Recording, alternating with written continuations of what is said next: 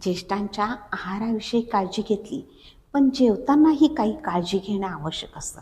जसं जेवताना सरळ रेषेत बसावं. म्हणजेच काय, तर मान, पाठ, गुडघे एका रेषेत असावे.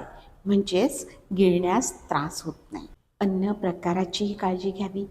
म्हणजेच मऊ आणि गिळण्यास सोपं असणारं अन्न घ्यावं.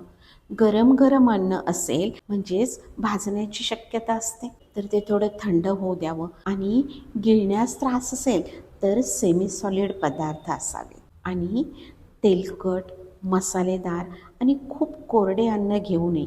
त्यामुळे अपचन होण्याची शक्यता असते. आणि जेवताना बोलू नये, कारण अन्नाचे कण श्वासमार्गात जाऊन ठसका लागण्याची शक्यता होते. जेवताना मध्ये मध्ये सारखे पाणी पिऊ नये.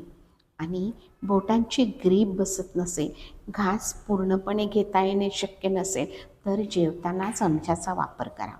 जेवणानंतर पटकन जागेवरनं उठायची घाई करू नये. आणि जेवल्यानंतर लगेच आडवे होऊ नये किंवा झोपू नये. तर अशाच माहितीसह आपण पुन्हा भेटतोय एक पाऊल आरोग्याकडे. धन्यवाद.